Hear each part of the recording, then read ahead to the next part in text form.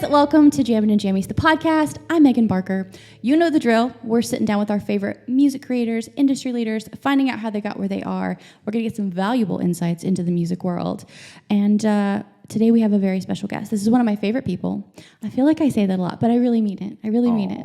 This is David Evans. David Evans is a singer-songwriter here in Nashville. Let's welcome him. David, welcome. Hey, how's it going? Hey, I'm so happy you're here. Well, I'm happy to be here. Thanks I'm for happy being that here. you're here. Yeah. We're at David's house right now. There we and go. my feet are on his couch, but it's fine. He said it was okay. It's okay. Okay, let's just start at the beginning. Where are you from and how'd you get into music? Oh, man. Tell your adoring fans. I am from Indiana, Indianapolis area. And I started music at a young age. Yeah. So my dad was in music at church. He was the director of music at my church. And my mom was a music teacher growing up for grade school. Oh, wow. So you were surrounded by music. I was surrounded by music. So from a young age, they had me on the piano and banging on pots and pans. And yep. So I grew up around it. I had to go. I mean, they didn't want to pay a babysitter, so I went to all the rehearsals and Right. I was always there. Yeah. So when did you decide that music was what you actually wanted to do? Yeah, I think when I realized I wasn't going to be an NBA player. So you played sports? I did, yeah. I was being from Indiana, I was super into basketball. Okay. That's what, it snows a lot, so we're in the gym a lot. So, that makes sense. Yeah, so, but then I realized my dad's 5'7" and my mom's 5'7". So I made 5'11", so. Good for you. I outpaced them. Good job. He ate his vegetables. I did, but no, I was always super involved in music, and I think when I was 14, I wrote my first song, and I wrote it on the back of an Olive Garden mat, like placemat. Yeah, with crayons. Aww. Yeah. Okay, so do you remember what inspired the song? Oh, what man. it was about? Like, why did you sit down and write a song? I don't know. I think I just started playing guitar. So I just immediately was like, I want to write songs. Yeah. So who were you listening to? Were you listening to music when you were 14? Oh, yeah. I mean, I was super into, I started playing guitar in 5th grade, which is not 14, but math is hard. But I mean, but by 14, I knew enough of the chords and knew how to play guitar enough where I could start trying to write my own songs. So when I was 14, 15, I was listening to John Mayer, which we love. That's right. John Mayer. And then acoustic pop was big at the time. So Teddy Geiger, which is... Oh my God, Teddy Geiger. What's another one? Who does Collide? Oh my gosh. That was the guy from the Backstreet Boys, wasn't it? You and I Collide? I don't think so. Was it? Yeah. Yeah, that was the guy from the Backstreet Boys. I swear. We're going to have to Google it. Are you sure? Oh my gosh. What is Howie Day? Right? That's Howie his name. Day. Howie Day. I swear he's from the... Watch me eat my words. I swear. Okay, whatever. Anyway. I don't know. Maybe. And then The Fray and all that good stuff. Oh my gosh. We're talking about... We're the same age. So all of these songs are... Okay, yeah carry on. Yeah. Hitting me so hard. Goo Goo Dolls. My dad was really into Goo Goo Dolls, so I started listening to Goo Goo Dolls, and so that was a cool time to start getting into guitar because so much stuff on the radio was guitar driven. Absolutely. So then, high school. Did you write songs? Yes, started writing high school songs. Started writing songs in high school, and then I realized in high school I played sports until I played basketball, AAU. High school, all the things until sophomore year of high school, and I had kind of a bad experience with I'm stuff like that. Just politics and stuff like that. Yeah. So I was kind of I'm done. I'm so stressed out all the time. I'm not keeping up with my grades in school because I'm so focused on trying to be a basketball player, but. So my English teacher, I went to a small private high school freshman through junior year, and my English teacher grabbed a hold of me, and she was like, hey, you need to try out for the musical. And I was like, I don't really do musicals. That's not my thing. I'd played at acoustic guitar at talent shows or whatever, but I was like, I don't do musical stuff. So they were doing the Music Man. And so I was like, okay, she wore me down. I was like, okay, I'll try out. And I had so much fun. Aww. Like, it was so fun. I was in the little barbershop quartet. I didn't have a big role, but I had so much fun. It was easy to, like, an easy, like, first-time role to get into.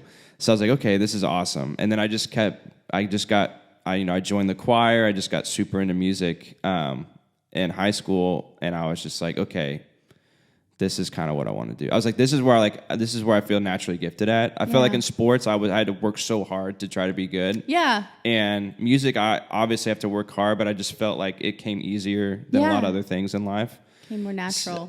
So I was like, okay, I will do. I want to pursue music. So then I went to my senior year. I transferred to my public high school, which is a really big high school, and they had a really good music program. Wow. So So you left all your friends? I left all my friends because I knew I wanted to do it in college, and I knew in order to probably get a scholarship and be prepared for college, I'd have to go to a bigger school. Smart kid. Yeah. Yeah, and your parents were supportive. Super supportive, yeah. I love that. Yeah, so, which was fun.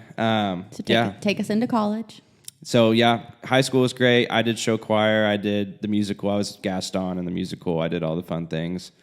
We need pictures, but okay. Oh my gosh. I had to wear a muscle suit because I wasn't very strong. That's hilarious. Then I went to, I only applied for one college. It was Anderson University. I had some friends that went there. They had a really good music program. Another small school, wasn't too far from home, which my mom was pumped about. I was going to say, mom loves that. Yeah.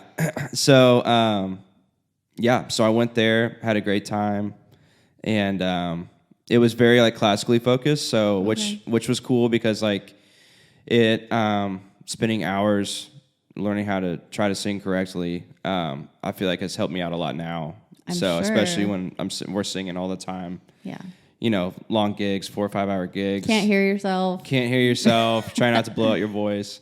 So that was super beneficial. I had great teachers. I had really good friends. But like the group that I was in at my college, like they were more like going to be music educators and stuff like they weren't going to do singer-songwriter, chase their dreams kind of stuff. You know? And their dream was probably become a teacher. So like they're chasing their dreams in that way. But like not move somewhere you've never been before to chase. Did you know that you wanted to be in Nashville during this time? Yeah. I actually, I remember when I was 16, I was like, man, I really want to move to Nashville. I started dating my first girlfriend when I was 16, and she loved country music. I had nothing to do with country music. I didn't grow up around it. Right. And I was like, this is like, I was more into like the pop stuff. And she got me hooked on country music. She burnt me a CD of her favorite country songs. Oh my gosh. And I remember like Red Dirt Road was on it, Don't Take the Girl, all these songs. And I was just like, okay. But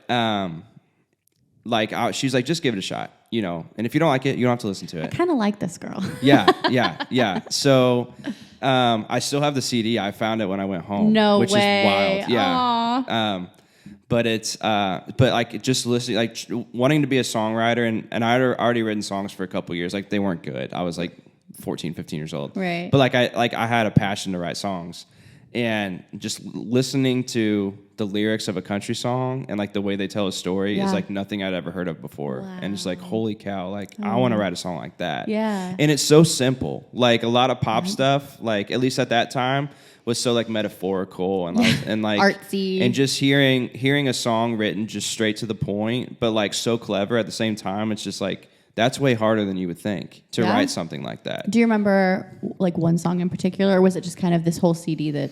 Yeah, I mean, I think one of my favorite songs still that was on that CD was, I think might have been the first song was Anything But Mine by Kenny Chesney. Yeah. You do that at shows. I've heard you say that. Yeah, great song. love that song, and it's not super, it's not super complex. Out there. Complex, yeah. No, but it tells a great story. So anyway, when I was like, that was like 16, 17, and I was like, oh man, like if I want to do music, I want to go do it in Nashville. And so I remember before I went to college, I had to talk with my mom. I was like, if I moved to Nashville, like, would you be okay with that before college? And she was like, yeah. She's like, if you really want to do that, she's like, I'm not going to stop you, but she's like, I would just advise you to go to college, but you don't, I'm not going to not support you if you go to Nashville. You have good parents. Yeah. My parents are very much like, here's our advice and our wisdom, and then you do with it what you want. Love that. And we're not gonna be mad at you if you don't, if you have to learn the hard way sometimes. So, but I went to college, super thankful I did. Especially because you can't really do anything until you're 21 in Nashville most of the time anyway. Yeah, so. might as well. Yeah, might as well. Which I didn't know that at the time, but I know that now. So I wanted to move to Nashville, and that's what got me hooked on country music. So, and I was also from Indiana, which is a very rural area, Yeah. And so I remember that time, especially when I went to my public high school. Some of my best friends were farmers, Really? Their families were farmers. So at that time, like Big Green Tractor came out, like it was very like farm heavy. It was like the content of the music, and we're like, oh my gosh, this is about us, That's right. So all my new friends at the high school from my hometown were super into that kind of stuff. So that's perfect. Yeah. Okay, well, how did you get to Nashville? How did I get to Nashville? Yeah.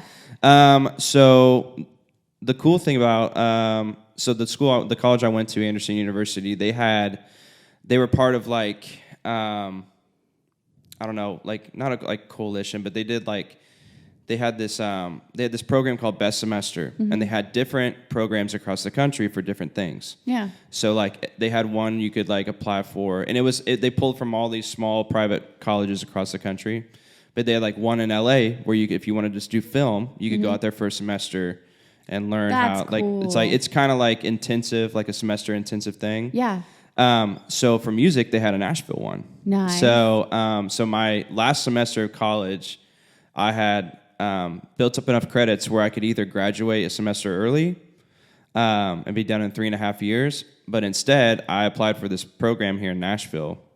It's down in Brentwood, and it's called the Contemporary Music Center. Wow. So I applied for that, got in, and then moved down here my last semester of college and was here. And that was probably the best thing I could have done to help get my feet wet for Nashville, because my teachers were great. They really taught us, you don't really know anything about the music industry until you're actually in it. That's right. So that was a good crash course, like a taste of it without actually being in it. Because all of our professors had worked in the music industry. Yeah. And it was cool. It's the first time I ever had a songwriting class. Nice. Which was really fun. So every week we had to write a song. And then Thursdays we had performances. Oh, wow. So we had to there was probably 40 of us there. Yeah. And we all played different instruments. And there was different tracks. There was a business track, a tech track, and a songwriter singer track. So I was in the songwriter singer track. So you had to perform we had every to perform every week. Wow. And we had to pick out our band from the students that were there. Yeah. And then at the end of the semester, we did a little tour. We went to we went to a 6 college tour. We would go to the auditoriums. That's so cool. We learned, I remember we went to Soundstage and we learned we used one of the rooms. We learned how to set up our whole thing and tear it down and load it in the truck. And we learned how much goes into that, stage hands and and tech guys. So we spent a whole day doing that and getting good at our load in and tear down. And then we went a little 1.5 tour to 6 different colleges, and we would set up, do our show for students, tear it down, go to the next place. What a great program. Yeah, it was awesome. And it's still there. And now I think it's open to the public now. It's not just to the private schools. Yeah. So I think anybody can apply for it. There you go. If you are in a college age and something you're interested in, look up Contemporary Music Center in Nashville, because it was life-changing for me. But it helped get my feet wet in Nashville. Went home for that summer, got my diploma, moved back in August, and been here ever since. So when you move back, take us into that, because you're 21? Yeah, 22? 22, just turned 22, yeah. So what does that look like? How did you find a place? Yeah. Did you have a job? Take us into all that. Yeah. So when I moved to Nashville, my dad went to Ball State University in Indiana, and he was in a band. And the lead singer of his band, him and his wife, live in Brentwood. So my dad, I don't think they've really talked in a really long time. And my dad just reached out to him, was like, hey, David's thinking about moving to Nashville. Do you have any leads on where he could live, or where? And they're like, hey, we have an extra bedroom. He can crash with us for a couple months. That's so awesome. So, but I moved to Nashville. I'd never met them really. I think I met them at Contemporary Music Center when I was there the semester before, but twice maybe. Wow. But then I moved into their spare bedroom. Didn't know a soul in Nashville.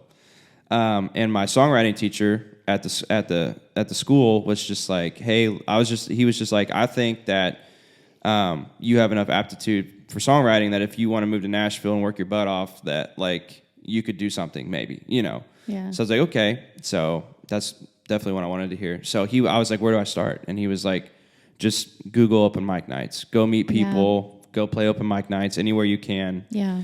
And so that's what I did. I think I took my first week. I started working at Starbucks. I got a job at Starbucks. Became a coffee fiend. Yeah, I was gonna say anybody who knows. I didn't really drink coffee until I moved to Nashville, and then I worked there. You have to drink coffee in Nashville. You have to. So, yeah. So I went to every open mic I could. Yeah. I went to the Commodore Grill a lot. Yep. Number one. The Puckett's and Leaper's Fork. Yeah. It's now called Fox and Lock, but every Thursday they might still have open mic every Thursday. Yeah. But the good thing about that place is you could sing 2 songs. Wow. So, yeah. So, but it was fun. I mean, like, and through that, I got to, you know, meet a lot of people, build kind of like my little community. And the first place I ever played was Douglas Corner Cafe. Do you remember that place? I do remember Douglas Corner. Yeah. They did like I think it was Monday or Tuesday night, and you had to call in. Yes. Yeah. And I was in the last round. I was there for 5 hours because they don't tell you like what number you are. I remember doing that too. And I think I sang, there was me and one other person on stage at the very end. We were singing to was it Donnie Winters who ran it? Yes. Yeah, and the bartenders. That's who we were singing to. That's right. But I was like, that was the first place I ever played, and I was like, oh my gosh, this is awesome. Were you nervous? Like, I waited for 5 hours. A little bit, yeah. But I was just like, this is, like, you know, like I feel like you know that you're doing what you're supposed to do is if you sit in a bar for 5 hours and know nobody, and you get on stage and you're like, this is awesome. Yeah. You know, like, this is cool. So I was just thinking about that the other day. Side note, I was thinking about how like I used to get so nervous for little things like that. And I don't get nervous as much anymore, only for bigger things, but I'm still excited. Yeah. No matter what. Yeah. No matter what, I'm excited. But like, remember how nervous you used to get? Oh my gosh. Yeah. Oh my gosh. Yeah, it was crazy. So, but it's, you know, it's been a wild ride. I mean, I lived with those family friends for 2 months, and then I was like, I don't want us to overstay my welcome. And I literally lived on a mattress in a living room on a floor for like 2 or 3 months. Like after that, like, and then I shared a room with a dude, and our mattresses were on the floor. Like, so is this somebody that you like met out? You met some guy, and you guys let's live together. Yeah, like the couple that I lived with the first 2 months, the Garretts, they actually had done the same thing that they were doing for me for another guy right before me, and he found a house with these guys. And he was living on the floor, you know, and he moved back to Texas, which is where he was from. But he was like, hey, man, it's super cheap. It was like $250, like crazy. Love it. Yeah. But I was sleeping on a floor in a living room. That's okay. You know, I had no bedroom. But that's like, what you do when you're 22. Yes. Yeah. And I didn't care. Like I wasn't like bummed about it. I wasn't put out about it. I was like, I'm doing the thing. Like, this is awesome. You know, doing what you're supposed to do. Yeah. Yeah. So, but like you rough it and you look back and you're like, holy cow, I don't know if I could do that today. But isn't that wild? But I didn't even think about it back then. You're so brave when you're young and just fearless. You are. And you don't think too much. No. It's the wildest thing. Yeah. You're like, a door opens, you just walk through it. So when you moved to Nashville, were you an artist? Were you a songwriter? Did you even understand that there might be a difference? Yeah. I think I kind of understood that there was a difference. I thought that you really had to be one or the other. Yeah. Honestly. So I moved to Nashville being like, I want to just be a songwriter. Like that's kind of what I want to do. But then I think after a while I realized you don't have to just be one. Yeah. And I think even now it's kind of encouraged to be more than just one. You know what I mean? Yep. So I put out an EP in 2016. I had songs that I loved that nobody was going to hear unless I released them. And I loved singing. And I love singing. You know, I love performing. I love playing guitar. So I was like, okay, well, I'll just do this thing too. Yeah. So why not? Why not? Exactly. Okay. So you played open mic nights. You're building up a network. You're starting to co-write? Yes. Co-writing was tough. Yeah? Yeah. Tell us about that. I had never done it until I moved to Nashville. I don't think anybody does. Yeah, you write by yourself. And actually, the guy who I took his place in the house that moved back to Texas, his name is David Dulce. And he was such a big part of me learning how to co-write. Really? Like, he was so patient. He was the first person who would co-write with me. Aww. And I was so bad at co-writing. I was terrible. Because, you know, like, you don't like learn how to like banter or go back and forth or just like hang out. Like, you're just so in your head and you just sit there quietly as you're trying to think of something great. And the whole time you're just like, why can't I think of anything? You know, you're not actually thinking of anything. You're just like, I haven't said anything in 13 minutes. Yeah, exactly. Yeah. That's all you can think about. But he was the first person to co-write with me. We wrote terrible songs, but it's not because of him. It was because of me. You know, can't even remember anything we wrote, but it got me. I was like, okay, I can get into co-writing. You know, he also pulled me up on my first round at Belcourt. Like, he got me to play my first round with him. We played Belcourt Taps was the first place I ever played. Yeah. R.I.P. all these places. I know. Gosh. Yeah, and Ben Coward, man. He was the sound guy. R.I.P. Ben Coward, man. Miss that dude. Yeah. But so you were doing the grind. I was doing the grind. Yeah. So that's co-writing. Yeah. That's what you're asking. Co-writing. Yeah. Yeah. Yeah. So then I just kind of found. I think the next person I started co-writing with was Lacey Caroline. Did you ever know Lacey Caroline? I know of Lacey. Yeah. Yeah. She was awesome. We were like, she moved to town like the same time that I did. Yeah. And we got put into 2 random rounds, like back to back together. Yeah. And we're like, oh my gosh, like maybe we got to start writing. Yeah. And we started playing shows together. And so you just kind of find your people, you know. And I would just start going out to rounds and just going just to listen to meet people, and that's the best thing I think you can do. I think it is too. Yeah. How long do you think it took till like you heard somebody else play a song that you guys wrote together? Like somebody, like a song that I wrote with somebody and they played out. Yeah.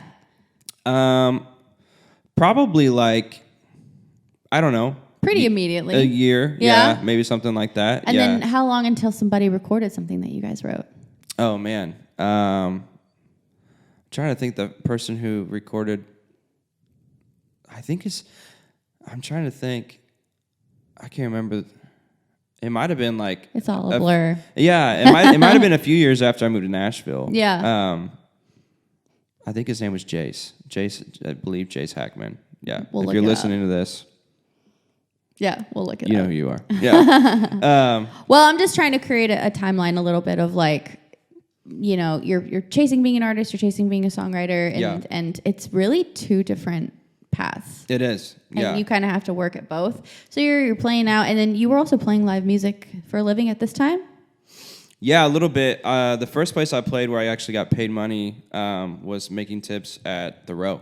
Oh, so many of us start at The Row. Yeah. Shout out to The Row. Shout out to The Row. And but at that time I was still working full time at Starbucks / Bass Pro. I got a job at Bass Pro too. Oh, I Starbucks remember when you wasn't worked paying at Bass enough. Pro. Yeah, that's right. So so I was doing that, and then I'm playing whenever I could, and then eventually I would say, I don't know, after being in town for 5 years, I looking back, I wish I would have done it sooner. I was just too scared to take the leap. Yeah. But about 5 years into town, I started playing full time. Like, it's scary. It is because like, you know, I think I was having enough people asking me randomly to play last minute duo sets or whatever downtown, and I was like, I kept saying no, and I was like, if I keep saying no, they're gonna stop asking me. Yeah. So I was like, I gotta quit my job and just go for it. Good for you. Yeah. Another brave young thing. Scary. Yes. Yeah. Very scary, but definitely worth it. You know. Yeah.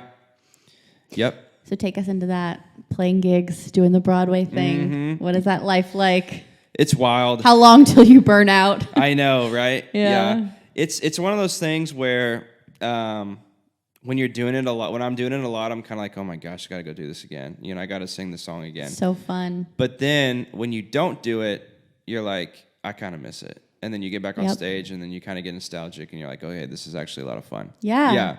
So I know exactly what you mean. Yeah. But I do think that me working in retail for 4.5, 5 years, like makes me appreciate every single gig that much more, because I know what it's like to fold T-shirts for 8 hours a day, and I'm just like, and make no money, and you're just like, okay, I would much rather be up here on stage singing songs. And that's always the thing I think that a lot of musicians struggle with. I understand is why would I go full t-shirts for 8 hours when I can go down here and at least I have a shot of making. You never know if someone's going to drop $100 bill in your tip jar. You just don't know. So I understand why it's hard to pull away from the real job. But it is. Yeah. It's like that. It's that check that you know you're going to get every week, and you're just like, it's hard to like let that go. Absolutely. And like gamble. When you're on your own. Yeah, exactly. It's exactly. Tough.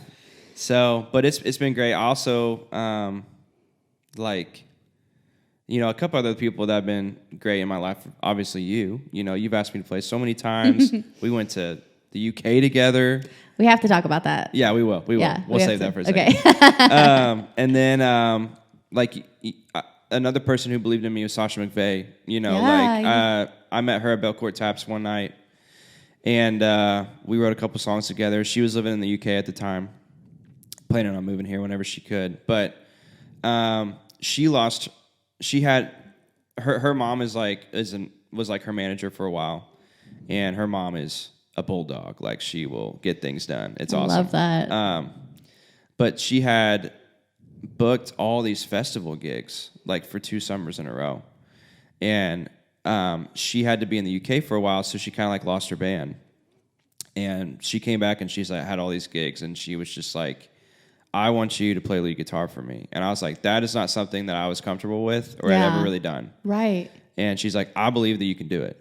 And I want you, she's like, I like you're a good person. Like, you know, like we sing well together and like, you know. I trust you. Yeah. I trust. Yeah. I mean, and that's a big thing. But if you're on the road with somebody, is like having like a good vibe with people, you know. Absolutely. Because you can have the most talented musician with you on the road, but if they're not fun to hang out with, like you're only playing music for an hour or two, and you're hanging out the rest, you know. So true. So that's why I think being a good hang in Nashville is such a big deal.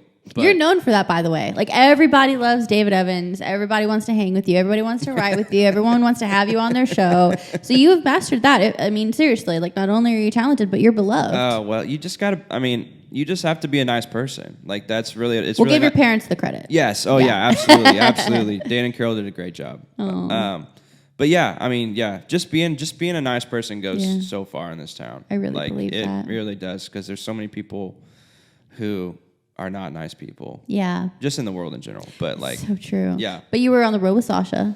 Yeah. So like, you know, I think that I've become a better musician, songwriter, because other people have pushed me to become a better, because like they believed in me before I believed in me. You know what I mean? Yeah, and I think that's big, is finding people in Nashville that believe in you, you know, and see potential that you don't see. And I try to do that like you try to give it back too, you know, like I feel like Nashville is such a community. Like that's what's really cool about that. So I learned how to play lead guitar because Sasha was like, you know, I believe you can do it. And then you throw me on a main stage, you know, you better do it at a festival in front of all these people. And it's like, you just better start flying. Yeah. You know, see, here it goes, you know. Yeah. That was super nerve-wracking. But you're glad that happened. So glad it happened, because it gave me the push I needed to try to get better at something I wasn't good at, you know. So. Wow. Okay, so you played with Sasha. Mm-hmm. You're playing all these gigs. Mm-hmm. You had these jobs. Mm-hmm. You kind of quit. You're doing it full time. Yeah. Actually, so the first time I met you, I think we had met before, but I don't remember. Yeah. I'm sorry. But I remember it was a banner. It was like what was it, Margarita Monday or Taco Tuesday or something. Yeah. And I also met Ryan Larkins that night. Yeah. Oh, yeah.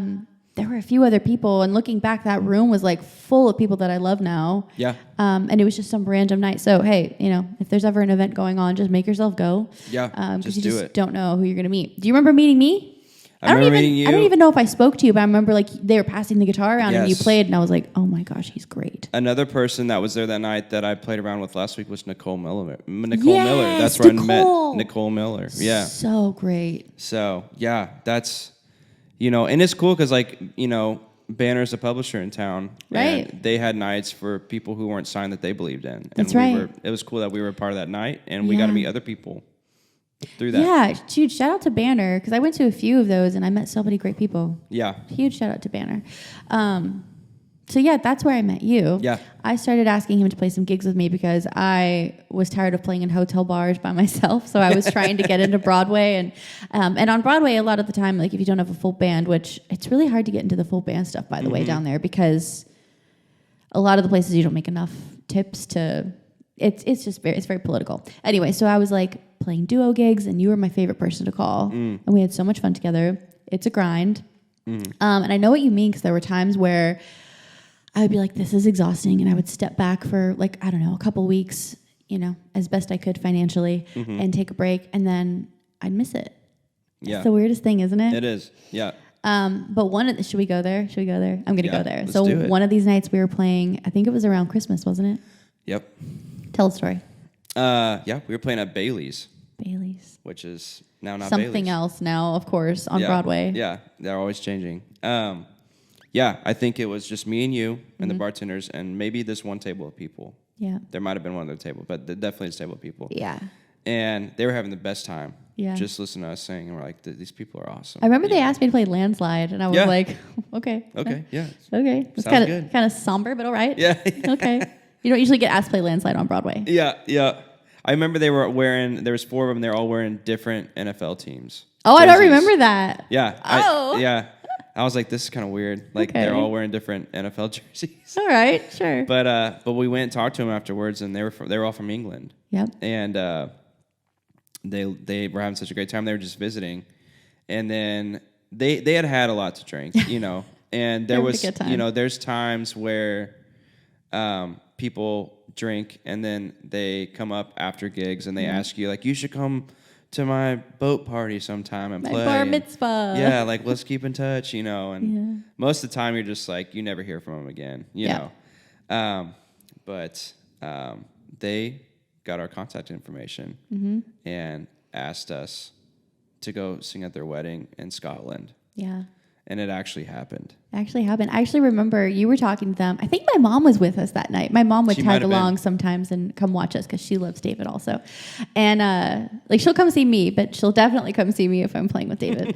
But I think I went to go to the bathroom or something, and you came back there and you're like, this couple wants us to come play at their wedding in Scotland. I was like, okay. Yeah. Okay, sure. Yeah. Keep talking to them. That sounds great. And then what happened after that? Like, I think you texted me and you were kind of in contact with them, and you're like, hey, I think they actually want to do this. Yeah, I think like through Instagram. They were looking at flights or something. Yeah. Ross kept looking at flights, and he was just like, gosh. And they made it happen. They flew us out, and so wild. You were. I was just thinking about this. I think like 2 days ago, because I saw like to go to the UK now or go to Europe in general, you have to have a visa. From America, they just like implemented that you have to pay for a visa now to just visit Europe. Stop. I don't know the details. That's crazy. I just saw the headline, but it made me think Yeah. That you got us our visas to play over there. Yeah. Okay. Let's get into all the details, because whenever have we got to do this? We've never gotten to do this. Yeah. Okay. So I remember first of all that I was sitting in one of my my boring hotel bar gigs that I was talking about, because they always have you playing during dinner time when there's nobody there. Yeah. So I've never understood that. Have the hotel bar entertainment from 9 to midnight. I don't get the whole 6 to 9 thing. Anyway. Yeah. But I was literally sitting there and we were confirming flights, and I was like, I'm so broke. I'm sitting in this hotel bar confirming flights to Scotland. It was crazy. Anyway, but when we were talking about going over there, I'd never been to the UK. I think you've been over there before. Yeah, I've been to Scandinavia. You've been to Scandinavia. Yeah. I'd never been anywhere, so I had no idea what does that entail paperwork wise. Somebody had told us that you have to be careful making money over there. Yeah. Anyway, I asked Kanan Cox, and I literally don't even know Kanan. Shout out to Kanan. I think we had met briefly somewhere, and so I followed him on Instagram, and I had seen that he had recently been to Scotland. And I was just messaging him. I was like, dude, what do I do? And he gave me a name, a number, an email of these people that kind of specialize in this. And so I think we had to pay a little bit of money for them to organize our paperwork. But basically, we had these papers when we got off the plane in Scotland. We could just show them, and they were like, "Okay, you're cool." That's really the extent of my understanding of what happened. Thank God we didn't get, I don't know, more questions. But also, I was kind of determined. We were broke musicians, to get us gigs over there. Mm-hmm. again, I had never been.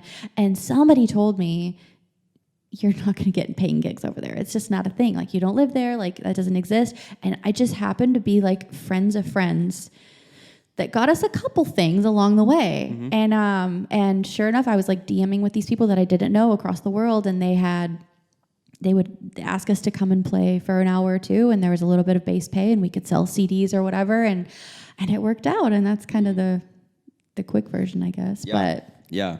Oh my gosh. Wild. And they broke your guitar on the flight over there. Oh my gosh. I forgot about that. Yeah. My baby. I know. My baby. We carried that thing everywhere. Okay. We did not let go of it. No, it was great. No, I'm glad we did. Because it had so much sentimental value. Like looking back, I'm like, why did I bring that guitar? Yeah, I know. But it was my guitar, my work guitar. Yeah, that's what. Yeah, so I only had one guitar. Right. So. I mean, I had other. That was the only one that worked. Yeah. But so like we had to fly from Nashville to Philly, and then from Philly to Scotland. And when we landed in Philly, we literally went to go get our bags. Which, by the way, why did we have to get our bags? It's because we changed like airlines. Like we flew. Yeah. Duh. Yeah. Anyway, so like we literally got off the plane and my guitar like came around on the carousel and it was like completely mangled, you guys. Yeah. Like complete. And he was so mad. He was so mad. And I think I was just numb. I was like, it's not really going to do any good, me getting upset. Luckily, the Southwest office it was Southwest Airlines, by the way. It was, yeah. But the office was right there by the carousel. So like I literally walked 10 feet. So there was no really denying that they did it. Mm-hmm. It had tire tracks on it. It looked like it fallen off the luggage cart and they just ran over it. I'm sure it wasn't on purpose, but who knows? Who knows? I don't know. Somebody's out for you. But yeah, we were literally like on our way to basically go on tour in the UK and I had no guitar. It's fine. Once we finally got on the plane in Philly and it was like 9 or 10 o'clock at night and we weren't even sitting together, I got a little overwhelmed and I was like my head against the window and I was like, don't cry. It's gonna be okay. Yeah. But that trip was like that was like a trip that we learned like working on our feet and like patience on, because there was one thing after another. Yeah. Like that happened to start off. So immediately we're like, how are we gonna get you a guitar for these gigs? Are we gonna pass my guitar back and forth, or like what are we gonna do? Thankfully, thank you to all the Irish people out there. The good Irish folk out there. They're amazing. You got guitars for all the gigs that you needed. Yeah. And and then for the wedding, they didn't have like mic stands and stuff or like everything that they needed. So we were like, I think there was there was a guy who just like worked there as a bellhop that like had a guitar for you. Yeah. And then like they like were digging in the storage closet at the hotel. It had like skateboarding brand stickers or something all over it. I was like, let's go. Yeah, and then like my phone didn't work over there, so I was using your hotspot. Yes, and I was ordering us like Uber's places, I think, because your phone didn't work. Yeah. Oh my god, it was crazy. What a journey. But yeah, definitely a story. Yeah, you have to tell. Yeah, there's so much more, but it's coming back in flashes. Like when we first got there, it was the Fringe Festival, which is happening right now. Mm-hmm. This was 4 years ago. Yeah. Stop. 18 to 5 years ago. 19. It was 2019. 4 years ago. Dude, that's crazy. Yeah. But anyway, so like we literally landed in Edinburgh and there's like just like thousands and thousands of people on these cobblestone streets, and there's like a castle and there's people playing bagpipes, and we were just like, where are we? It was like a fever dream because I had never been anywhere like that. So it was just crazy. Yeah. We were so tired when we landed. We were up for so long. Yeah. I remember we landed at our Airbnb, or we got to our Airbnb in slap Edinburgh. Happy. So slap happy. I was just crying. I was laughing so hard. I don't even remember what. And this lady, the lady who runs it, she was showing us around the house, and she was like, my name's Kettle. And I'm like, sweet. It's an interesting name, but whatever, must be a Scottish thing. I don't know. Yeah. So she's showing us around the house, and I'm trying to like be like, thanks, Kettle, like all this kind of stuff. And she didn't bat an eye. She was like, yeah, that's my name, Mm-hmm. And then she leaves, and we're like exhausted. We're like sitting in the chairs, and we're like, okay, we have to go to bed. And then they have this note by their TV, and it was just like, welcome to the home of Richard and Carol. And I was like, her name's Carol, not Kettle. Her name is Carol. Oh, but when you're so sleep deprived. I had no idea. I was trying to be polite. Oh my gosh. Thanks, Kettle. Yeah. She ended up complaining about us also. Do you remember that? Because they had 5 different types Not 5. That's trash. a lot. Of like at least 3. recycling. Yes. And you had to put certain things in certain things. And like I remember trying. So we I think we just like showered and went out and tried to go enjoy the Fringe Festival even though we were so tired. Anyway, we had like fish and chips. Yeah. And there were like teenage girls that thought we were so cool because we were American. Mm-hmm. And anyway, when we came back, I remember like trying to separate our trash. And I don't know if I was just exhausted, if it really is complicated, but I could not figure it out. No. And then she complained about us. I think it was only like pictures too. Like they didn't really like tell you what was supposed to. It was just like, these pictures go in this. And we're like, I don't know. Well, we speak the same language, but we did not speak the same language. I had no idea. It was but rough. Anyway, I mean, we made it through. I borrowed guitars the whole time. And actually, shout out to Songtown because that was kind of how I got my feet wet in co-writing. But through that and through Jammin and Jammies, I had met a couple people who came to Nashville from Ireland. Yeah. So when we were in trouble, I had 2 friends over there that we're friends now, but I kind of called on them like, help. Yeah. Warren and brought us a guitar, and drove us around. Yeah. Where did he drive us around? Rosie was like Northern Ireland. She drove us Bangor, and she drove us to Ireland. Yeah, and Warren drove us around. Yeah, it was all a blur. Or no, Dundalk was where we played at the coffee shop. It's all a blur, you guys. It is, yeah. It's all a blur. Yeah. But anyway, shout out to Rosie and Warren for saving our butts. Yeah. That's crazy. Anyway, what a journey. I know. Yeah, and we're bonded for life now over this. That's right. I wonder if anyone's going to find this story interesting, by the way. We just totally, I think it's interesting, but maybe it's because I lived it. Yeah, but anyway, so, I mean, it's just the craziest thing. You never know what's going to happen or who you're going to meet in Nashville. Mm-hmm. Very true. Very true. Yeah, and you know what? That was because we played a gig in the winter for nobody except for this one table. Yep. And you just never know. Honestly, that's kind of the thing that pisses me off about Nashville sometimes is like when you go to write a song in the morning and maybe you're not up for it and you're like, you just don't know. And sometimes it's crap and sometimes it could be like one of your best songs and you're like, damn it, but like I wasn't going to show up today. I know. So you have to just show up. Yeah. No days off. I know. That's the hard part. That's the hard part. That's the hard part. Because you don't know. You don't know. And it's like you always have this FOMO. It makes your FOMO worse because you're like, right. Well, like I don't want to go out tonight and see this round, but like who knows who I might meet. Exactly. You know? So seriously, like I don't remember if I wanted to go to that event or not. I'm sure I wanted to, but there's been times where I didn't want to go to an event, and I was like, go to the event, and you meet somebody cool. So exactly. So, what's your ultimate dream, and what's next for you? Oh man, my ultimate dream is. I think my ultimate dream is to be like a songwriter, singer, like hybrid. Like let me explain. That's weird. kind of like I would love to be like a Dave Barnes or a Steve Moakler or something like that. Yes. And like where like I'm known to be a songwriter. I have hits. But I can also like go play my own stuff and sell out like a theater and stuff like that and make some money like doing that. Like I feel like if I had that, I would be really happy, you know. I think you will have that. Yeah, I hope so. Yeah. So. Oh, wait, hold on. Before we do anything else, I forgot you were just playing guitar for Morgan Johnston, and you guys opened for Lainey Wilson. We did. How was that? That was awesome. Was it? It was so fun. Yeah. So cool. Yeah. So she's from the Cape, we played on Cape Cod, and Hyannis, and it happened. There was like. She told me it might happen like a couple months ago, but like they didn't get back with her until like a week and a half before. Stop. I mean, like, no, you're like, we need you. And so, but it was awesome. It was a fast trip, whirlwind trip as always, you know. Yeah. But it was so fun. Lainey Wilson is awesome live. She's so good. I bet. I haven't seen her live. Yeah. But I'm a fan. So the way that this venue is, it's like, it looks like a big circus tent. Yeah. And they have a circle stage in the middle and it spins really slowly the whole show. So cool. So everybody can see, you know.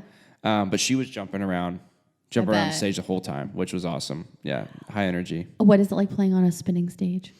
It's kind of weird at first. Was it? Yeah, like I would like look down trying to tune, and you could just see the stage kind of moving. You're like, okay, can't look down. But it doesn't move so fast that you're like dizzy. But it's a little different. Yeah. So cool. But it's fun. It was a lot of fun. Very thankful. What a cool opportunity. See, this is what happens when you're beloved around town. Everybody calls on you to come be a part of their They're cool. We need a mediocre guitar player. Shut up. Oh my God, that's the Midwest. Yeah. Oh my gosh. Actually, wait, I thought of you too. I have a new kitten and we named him Indiana after Indiana Jones. Nice. But I thought of you earlier. I was like, oh my gosh, David's from Indiana. That's it. You have another kitten?